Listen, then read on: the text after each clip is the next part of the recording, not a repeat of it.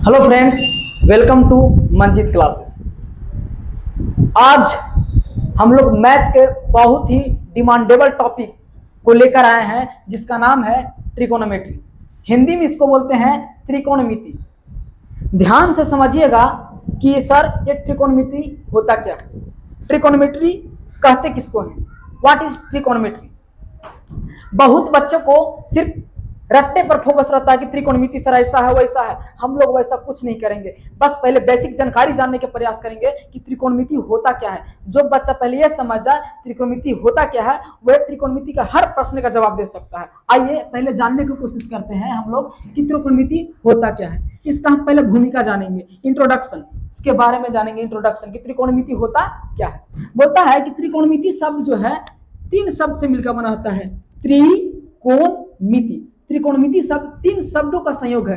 त्रिकोणमिति, त्रि का मतलब होता है तीन, कोण का मतलब कोण, और मिति मतलब होता है माप। मतलब जिसमें तीन कोणों का माप, जिसमें तीन कोणों का माप का अध्ययन किया जाए। आगे बोलता है अर्थात त्रिकोणमिति शब्द का अर्थ होता है हम लोग त्रिभुजों की माप। मतलब त्रिकोणमिति में हम लोग विशेष पढ़ेंगे त्रिभुजों की माप के बारे में, त्रिभुज के माप के बारे में पढ़ेंगे हम लोग किसमें, त्रिकोणमिति में। आगे बोलता है इसके द्वारा हम त्रिभुज के अंगों में पारस्परिक संबंध स्थापित कर सकते हैं। इसका मतलब सर बोलता है कि त्रिकोणमिति की सहायता से हम लोग त्रिभुज के अंगों में, त्रिभुज के अंग बाबू लोग ध्यान देना, जैसे होता है कोई भी त्रिभुज होकर में तीन गो कोण होता है, ठीक है। कितने कोण सर, तीन कोण और तीन भुजा, टोटल मिला के कितना हो गया सर, छह। यही छह अंग की हम बात कर रहे हैं। इन्हीं के बीच आपस में जो संबंध है वो कौन बताएगा, त्रिकोणमिति। इन्हीं के बीच के संबंध को हम लोग जानने के लिए क्या पढ़ते हैं, हम लोग त्रिकोणमिति पढ़ते हैं। सर इसके अलावा कहीं और त्रिकोणमिति का उपयोग होता है, आइए जानने का प्रयास करते हैं।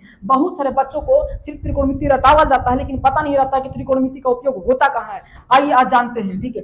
बोलता त्रिकोणमिति का उपयोग कहाँ होता है। इसका उपयोग पहला होता है भौतिक शास्त्र में, हम लोग फिजिक्स में बहुत ज्यादा त्रिकोणमिति का उपयोग करते हैं। दूसरा का होता है खगोल विद्या में। खगोल विद्या कहे का मतलब है, ठीक है, दूर दूर चंद्रमा के बीच एक ग्रह से दूसरे ग्रह के बीच को दूरी नापना हो, इस सब में, ठीक है, हम लोग उपयोग कर सकते हैं किसका, हम लोग उपयोग करते हैं त्रिकोणमिति का। खगोल विद्या को ज्ञान प्राप्त करने के लिए त्रिकोणमिति एक अहम योगदान निभाता है। तो याद रखिएगा, अगर आपसे कोई पूछे कि सर त्रिकोणमिति का उपयोग कहाँ होता है, तो पहला तो सर त्रिभुज के छह अंग के बीच संबंध स्थापित करने में, दूसरा का सर भौतिक शास्त्र में, और तीसरा का खगोल विद्या के विकास में। याद रखिएगा। अब अगर बात करते हैं सब त्रिभुज त्रिकोणमिति का जो पूरा इंट्रोडक्शन है, मुख्य भूमिका, उसके बारे में समाप्त हुआ। अब हम त्रिकोणमिति के अंदर अध्याय 1, क्लास 10 का अध्याय 1 चालू करने जा रहे हैं जिसका नाम है त्रिकोणमितीय अनुपात। इंग्लिश में इसी को बोलते हैं हम लोग ट्रिगोनोमेट्रिकल रेशियो। ध्यान दीजिएगा, हम लोग क्या जाने आए हैं, लेसन नंबर 1 जिसका नाम है त्रिकोणमितीय अनुपात यानी ट्रिगोनोमेट्री रेशियो। क्या होता है ध्यान समझिए। बोलता है इसको समझने के लिए अभी हम चूंकि जानते हैं कि त्रिकोणमिति में किसका पढ़ना है सर, त्रिभुजों की माप का अध्ययन करना है। तो त्रिभुज की माप का अध्ययन करने के लिए हम लोग पहला लेसन जो चालू करते हैं जिसका नाम है त्रिकोणमितीय अनुपात, उसमें हम सबसे पहले एक त्रिभुज बनाने का प्रयास करेंगे। त्रिभुज बनाने के लिए इधर हम एक रचना किए हैं जिसमें लिखा गया है कि मान लीजिए कि न्यून कोण BAC की आदि और अंतिम किरणें क्रम से AB तथा AC है। ध्यान दीजिएगा, बोलता है मान लीजिए कोण BAC देखिए कि न्यून कोण है। न्यून कोण अर्थात वैसा कोण जिसका माप 0 डिग्री से बड़े हो लेकिन 90 डिग्री से छोटा हो, इसी को हम बोलते हैं न्यून कोण। याद रखिएगा, वैसा कोण जिसका माप 0 डिग्री से बड़ा लेकिन 90 डिग्री से छोटा होना चाहिए, वैसे कोण को हम क्या बोलते हैं, न्यून कोण। याद रखिए। तो बोलता है कि मान लीजिए कि न्यून कोण BAC की आदि और अंतिम किरणें क्रमशः AB तथा AC है। देखिए तो इससे दो किरण निकलते हैं, एक AC और एक AB, एक AC किरण एक AB किरण। किरण को हम हमेशा एरो देकर साइन देंगे, ठीक है, दो किरण निकलते हैं। अब तथा बोलता है किरणें क्रमशः AC है। AC पर कोई बिंदु C लीजिए, हम लोग AC पर कोई बिंदु C लेते हैं। ध्यान दीजिए, AC पर कोई बिंदु C लीजिए, ठीक है, और जहां CB AB पर लंब डालिए। जो CB जो है AB पर क्या डाले, एक लंब। इतना हम लोग रचना कर लिए। क्योंकि हमको त्रिकोणमितीय अनुपात पढ़ना है तो हमको एक समकोण त्रिभुज लेना पड़ेगा। ठीक है, ध्यान दीजिए, अगर हमको त्रिकोणमितीय अनुपात पढ़ाना है तो हमको सबसे अधिक जानकारी किसको लेना पड़ेगा, समकोण त्रिभुज के बारे में। सर अब देखिए तो क्या समकोण त्रिभुज बन गया, हम जो रचना किए यहाँ पे कौन त्रिभुज बना, समकोण त्रिभुज। और हम सभी को जानते हैं कि समकोण त्रिभुज किसे कहते हैं सर, वैसा त्रिभुज जिसका एक कोण कितना डिग्री को हो, 90 डिग्री को हो। याद रखिएगा, वैसा त्रिभुज जिसका एक कोण 90 डिग्री का हो उसे हम क्या कहेंगे, समकोण त्रिभुज कहते हैं। अब आगे बात करते हैं, ध्यान दीजिएगा।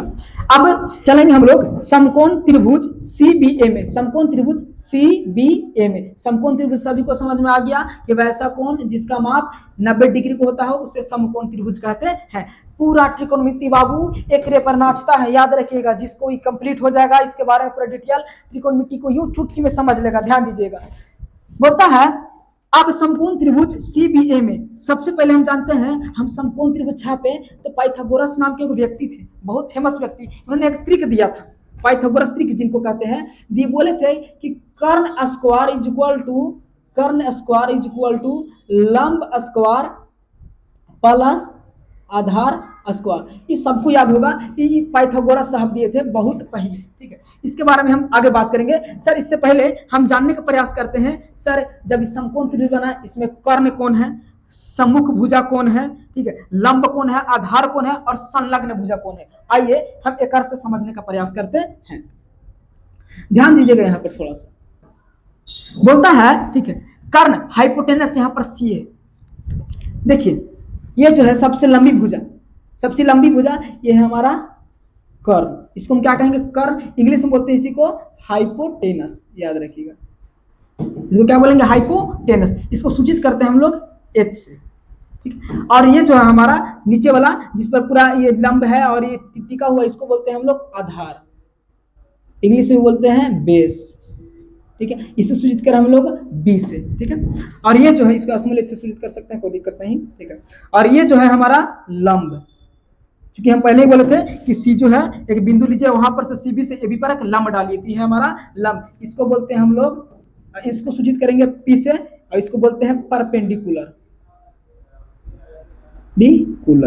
ध्यान दीजिएगा, परपेंडिकुलर।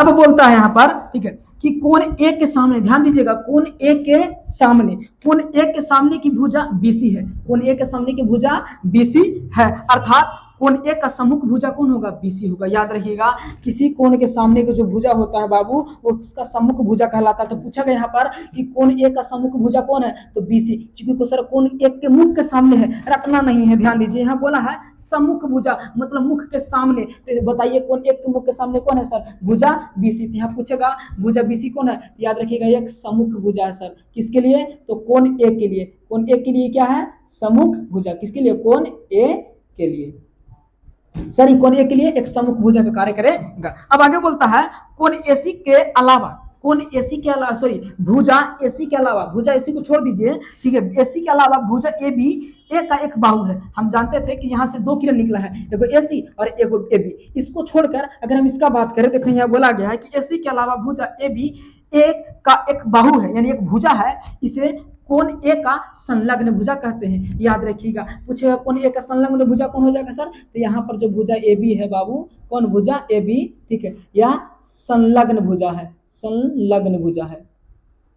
किसके लिए सर, कोण A के लिए, ठीक है। कोण A के लिए क्या हो गया, संलग्न भुजा है। अभी तक आप लोग को इतना समझ में आया, ठीक है।